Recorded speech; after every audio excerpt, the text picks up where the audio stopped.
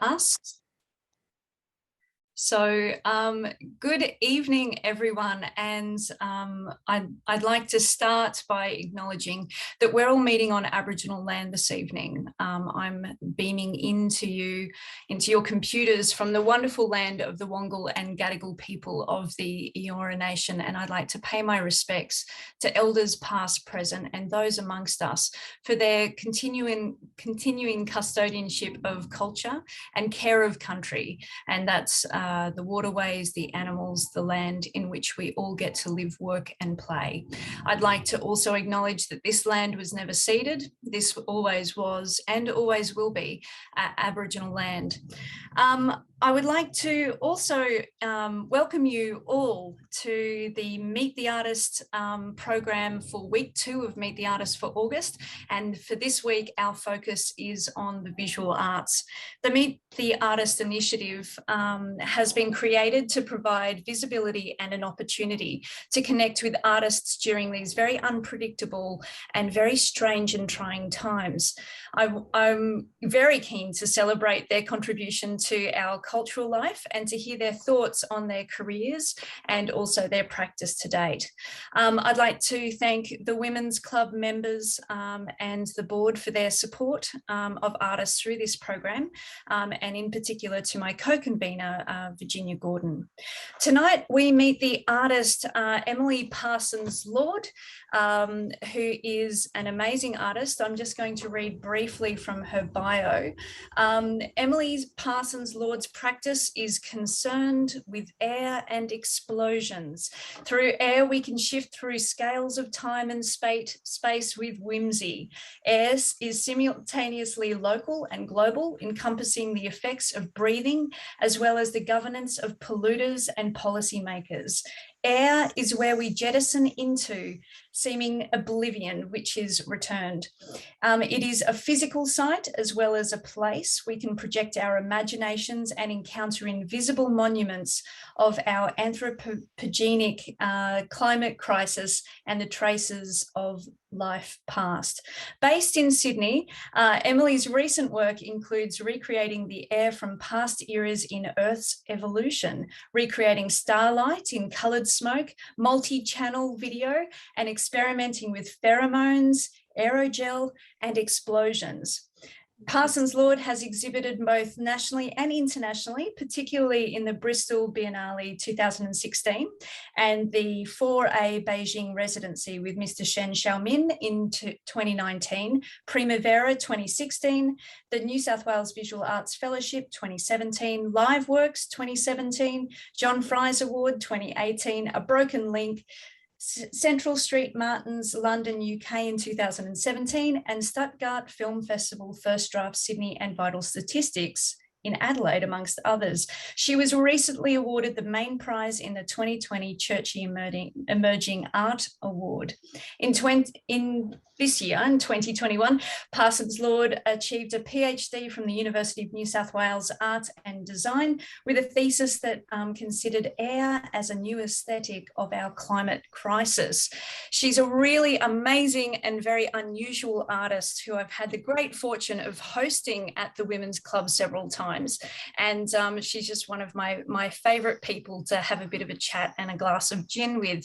So I'd like to welcome Emily and basically thanks for joining us in this virtual Women's Club setting.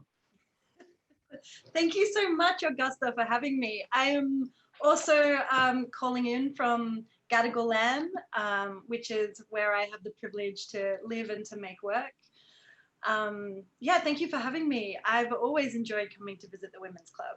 Oh, look, we love having you here, and it's so lovely to have you in conversation. So many of our very erudite and very discerning members and guests can hear a little bit more about your practice. I think you have prepared a little bit of a presentation for us this evening, haven't you, Emily? For those who may not have experienced your work before, but some may have seen a piece of your work photographed or experienced it at Carriage Works at Live Works, as I mentioned, in 2017.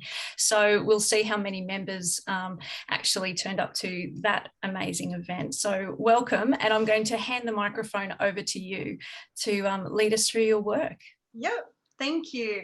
I've made a petriculture of some of my work, which is a challenge for a waffler, so please be kind.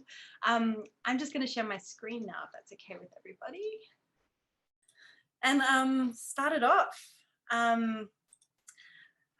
So as you would have heard, my practice really centers air as a material as well as a conceptual space. And air for me does a lot of work. It simultaneously holds the planetary scale, the scale of the breath, as well as the atomic. And by being able to shift through different scales, you can activate discourses of deep time, as well as things like climate crisis politics. Which can all be contained in the air. It kind of started here with this work, which is called Different Kinds of Air, A Plant's Diary, where I was chemically recreating the air from different eras in the history of life on Earth. And as an audience member, you were invited to come in and breathe some air with me. And that was really important because I can tell you the stories of the air and why they're different. But as an audience member, being able to physiologically experience that air was kind of completing the work. An example of a story here would be air from the Great Dying, which was 252.5 million years ago, where there was a great extinction event, even bigger than the dinosaurs. And the reasons I use that air is because the changes to the air at that time were similar to the changes of the air since the Industrial Revolution. This is the work you were talking about, Gus. It's called Things Fall Apart, and it was at Carriage Works for Live Works. So you can see this human is standing underneath a waterfall of mist that was about 12 meters high, and mixed into that mist was a plant distress pheromone called methyl jasmonate. So that's something that's produced naturally in plants where they kind of chat to each other. It's a cry for help. It's a call of distress, and that can also happen when they're in environmental distress. So we're kind of breathing in the calamity. Another thing about air, which was some of these like ridiculous, like how can we halt and reverse climate change ideas. So it's activating this idea of high stratosphere aerosol dispersal, which is an idea to halt global heating by putting things in the air to reflect the light, but it would permanently change the color of our blue sky. And I couldn't get this color out of my head because it would just change the aesthetic of everything that we see. Another thing that's sort of inhabited in air and the climate crisis politics is heat. So this is a material called gallium, which I just think is so exciting because Mendeleev predicted it. It didn't actually exist. And based on that prediction, as humans, we went out to like discover and kind of make this material. So this work is really about global heating and what kind of infrastructure actually buckles unexpectedly. What are those knock-on effects that we have because of global heating? So as the gallery warms up, the gallium kind of falls through this crack in the wall into the gallery space. This is working on a similar sort of idea about the buckling of infrastructure, but also, I suppose, a kind of perverse beauty of catastrophe, of climate catastrophe, like those beautiful slow motion images of glaciers carving.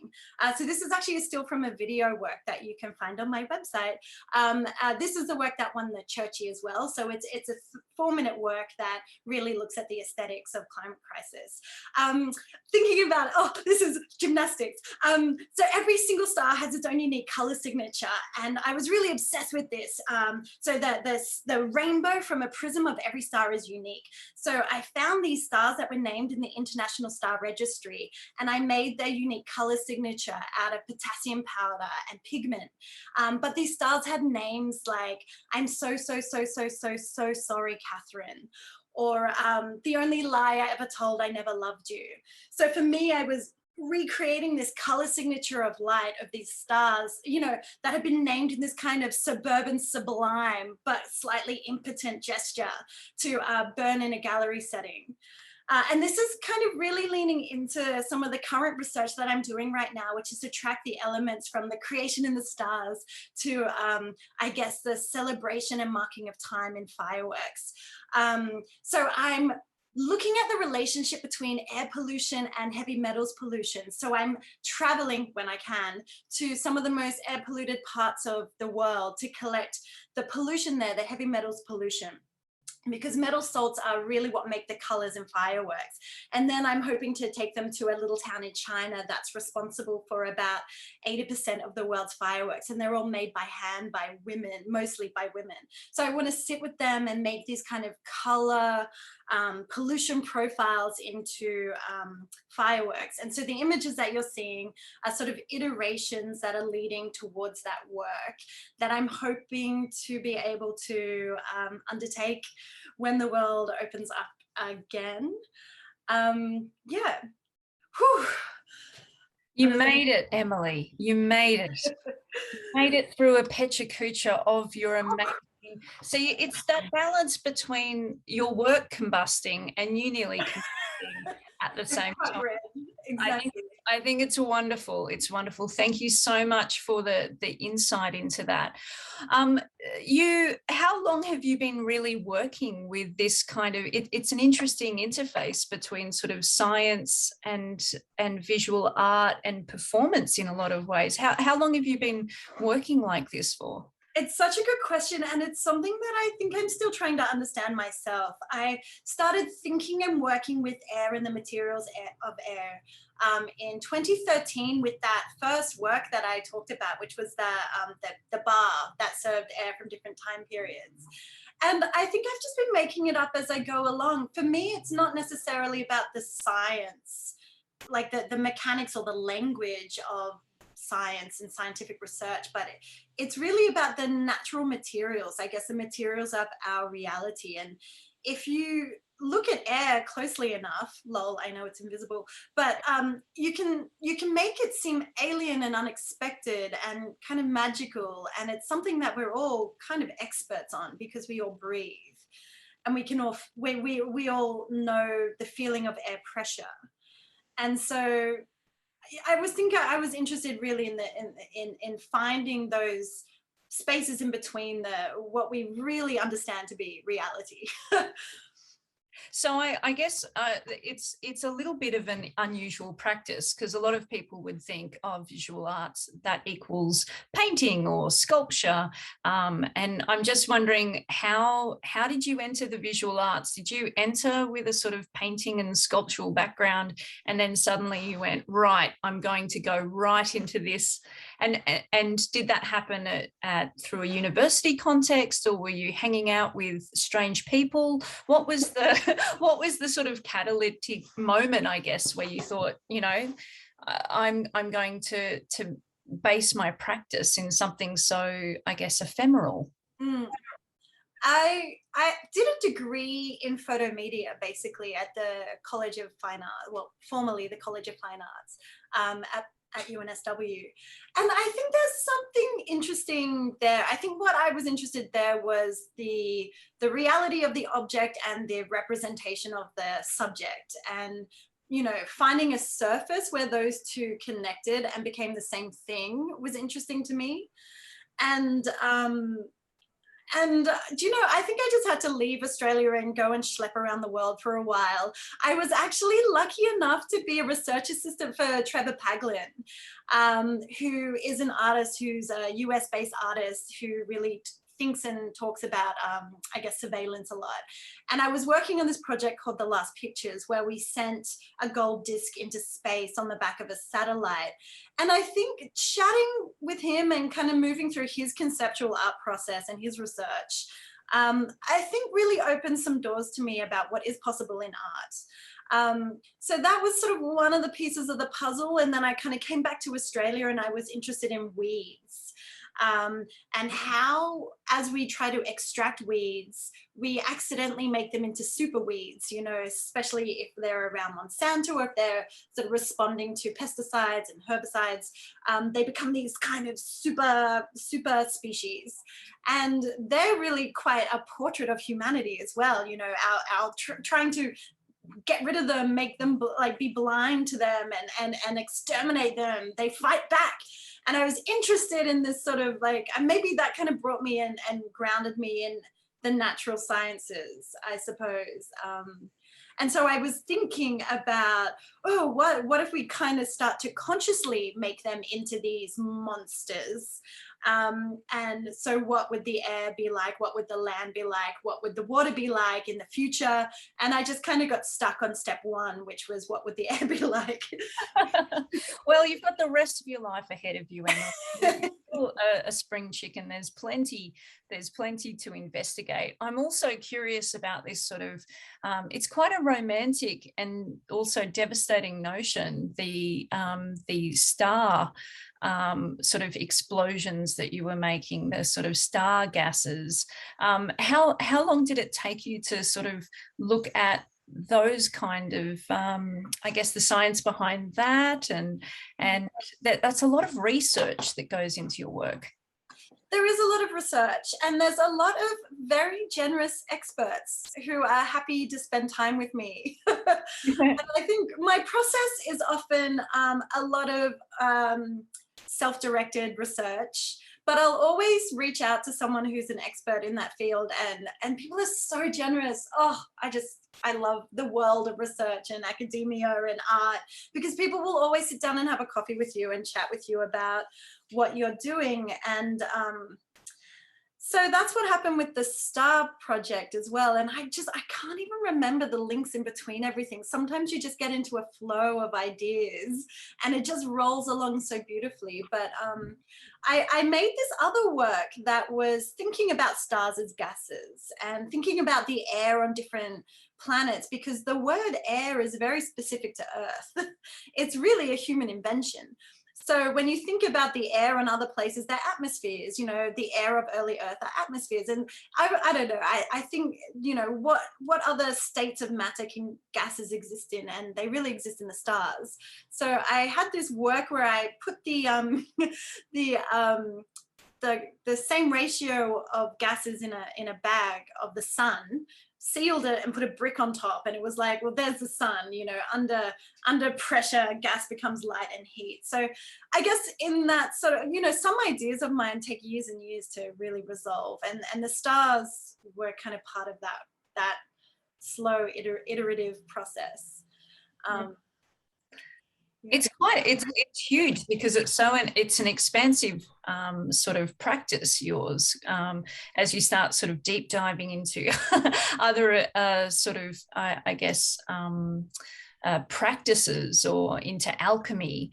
And there's a question that I've been dying to ask since I first met you and realized that you were, you know, blowing up holes in gallery walls and setting things on fire and exploding things.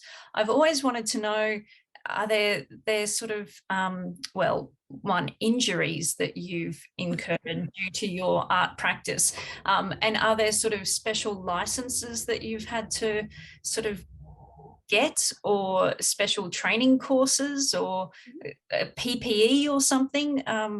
Your safety generally. I guess this is a waffly question about your particular safety when you're operating in these kind of with these materials. Thank you for asking that. I think definitely in the arts you can slip between the cracks of kind of best practice that might be an industrial best practice. I always try to do my best. So I have my pyrotechnics license. I get as much training as I possibly can. And again, that's another part of people having coffee with you. In terms of injuries, I've never really, I've always wondered if that might be my eventual demise, my own art practice, which has a certain romanticism about it as well. I haven't really had any injuries, but there are, you know, yeah, researchers that are like, you know, I'll always look at the material safety data sheet. I'll always wear, you know, the proper PPE, of course.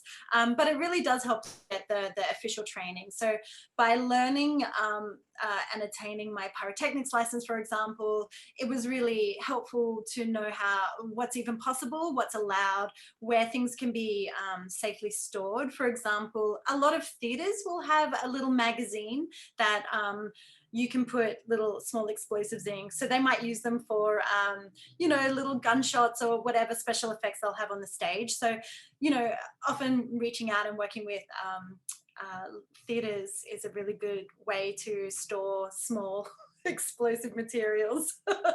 I'm so glad you see it as a repository of your you know, deposit, of your explosives. That's lovely. I'm curious to know that you've probably done some group shows in your time. Does this work translate into a group show context? And can you sort of paint the portrait of what that's like? It's very difficult. Yeah, so yeah, solos only. No, yeah, it's really difficult for many reasons. I think often my work is quite grand and bold. It's quite a big statement that needs some lull air around it. So putting things in galleries is, you know, especially in a group show, you want to be generous and honor your peers and the work that they're showing. There's really technical or like physical things like using mist is not great for painting or textiles. So often my work will have to be isolated or in a different room or elsewhere. I think I'm still learning to make some objects that are more inert and able to sit comfortably alongside you know, other work in a group show. You know, like with the stars, when I started to burn them onto paper and they became so beautiful and glorious, I was so happy to find a way to really honor the idea in a way that was right and correct. And it wasn't like a cheap, oh, here's a screenshot in a frame. It was really, honestly, so perfectly conceptual as well as being an object. So yeah, it's an ongoing problem. My work often suits festival environments, I suppose. That's quite interesting. We've got, I'm going to keep quizzing you on things for the next sort of 3 minutes or so, and I'll invite any questions from the people who are joining us this evening to learn a little bit more about your practice, Emily, see if they have any questions that are burning in an explosive way in the bottom of their heart and soul. But I am curious to know if this is a sort of a big blue sky or blue atmosphere question for you, which is if you were commissioned $10 million to do any sort of project anywhere in the world, is there a specific place or kind of concept? If money was no object for you, what would be your idea of a really good project, or even just the start of something that would inspire you? That is such a difficult question, but very pertinent at the moment. I'm often asked to give ideas that are budgetless. I will always, the first question always is, okay, what's the budget for this? And in the past, when people have said, oh no, don't think about the budget, just create. For example, I'm working on a project at the moment. It's for a gallery that's opening soon. Where I'm making diamonds, you know, and that's quite an expensive project. So one example of this was the Opera House asked me to, without budget in mind, just think of something fantastic.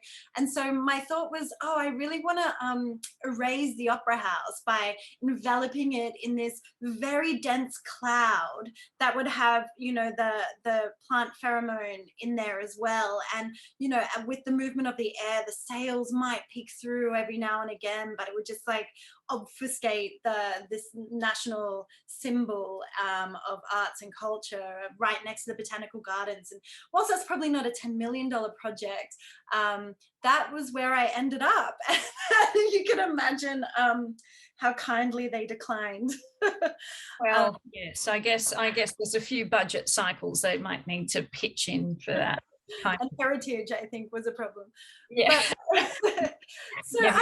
I don't know if I've got like the world's greatest idea that could go anywhere. I do like to consider a site when I'm making work. So it's a difficult question to answer. Oh, well, how about this question? Is there a specific country you would like to do a show in? If the world was open and everything was safe, is there a particular place? Because I know that you're an avid, keen traveler. So yeah, I am really interested in the contemporary art that's coming out of China at the moment. And I was lucky enough to be one of those residents on the 4A Beijing residency. And I guess it gave me a tiny bit of insight into China at the moment. I think it's a really powerful, interesting place where there's a lot that can't be seen or known there. And so I guess what living with Mr. Shen Xiaomin in Beijing in a kind of helicoptered right into a contemporary art scene of international artists, it kind of helped me to understand really how radical some Chinese contemporary art can be. The language is very subtle and nuanced. And the messaging is encoded in such a way that is quite radical that I think a Western gaze or certainly my Australian Sydney gaze didn't fully appreciate. And so I found that really exciting to kind of understand the real nuance of that kind of visual language of Chinese art at the moment. Absolutely. Yeah, you mentioned that, and also the Firecracker Factory, which sounds like a fascinating, sounds like a sort of explosive version of the Women's Club, if you were to Yeah. basically spend some time creating fireworks, which is what we like to think we do at the Women's Club with our conversation. I do have a really fantastic question from Virginia Gordon, who is raising a champagne toast to our artist this evening. She has just given me a question, which is, given breath is ever present in your life to be alive, can there be moments when your art is not on your mind, Emily? That is such a beautiful question. Thank you for asking. Isn't it a beautiful question? That's so beautiful. I'll get that in writing and make it a quotation on my website. I won't do that. Yeah, I'm so glad you asked that, because it's really not often far. It's never far away from my mind, and I think it really it just is so fascinating to me, because I can like, it's a filter through which to think about politics, world politics, geopolitics at the moment, as well as the cosmic, you know, like every single thing that is interesting to me can be framed and thought about through this lens. And it's still exciting to me, and it's still surprising to me. And yeah, so I think, and yeah, the breath as well, like we're all wearing masks, and yeah, absolutely, it's really never far away from my, oh, just think about, like, you know, this virus which is invisibly being carried in the air, you know, just think it like the idea of the air, the invisible menace, this weaponized space, this place that's bad for us as well, if we're thinking about air quality. And I mean, yeah, so that's probably a waffly answer to a really beautiful question. I always enjoy a waffle, and it is a beautiful question. I've got another one here from Christine Young, who has asked the question, what does a plant pheromone smell or feel like? Oh, I wish I could give it to you. If this were in person, I would have brought some with me. So this particular plant pheromone, which is methyl jasmonate, as we know, as we're gaining greater knowledge of, the communication between plants is more and more sophisticated than we ever thought. So this particular pheromone is really a warning to neighbors to say, hey, I'm under attack, man your defenses, or woman your defenses. And those defenses can be things like, oh, make your leaves more bitter, or, you know, whatnot. And so this one is really saying, we're not in a good place, man your defenses, be careful, I'm in distress. And the smell is so, well, you know, smells for humans are so tantalizing because they're so indistinct, and you know. And I don't know, this smell to me is like having a scraped knee as a kid climbing a tree. It's so hard to describe. It is actually used sometimes as an ingredient in perfume as well. So, you know, like this thing that exists in nature that we've synthesized and like intensified, still has application to different human-centered objects. Yeah, I wish I could be clearer about what And it smells like. and art as well. Look, Yeah. I have to say thank you so much for joining us this evening, Emily. Your enthusiasm and bubble is always a delight to be around, and extremely high energy, which is wonderful to start us off on this Monday. Thank you so much, and I look forward to us inviting you back to the Women's Club for another occasion where we can lounge on our beautiful couches when the world opens up a little bit more. But thank you for your talk tonight. Just coming up next, before we finish up, Virginia Gordon will be hosting Louise Allerton on Wednesday this week. Louise, of course, is a part of the art project as a part of the Women's Club, which is a fantastic project to commission female artists. And on Friday, we have TWC member Nadine Wagner, who will be hosting Dagmar Cirilla. So you can please sign up for subscription to the Meet the Artist series to support the artists in Sydney at this occasion and further abroad. And I just wanted to say thank you so much for joining us this evening. Take care, keep connected, and we'll catch up with you soon.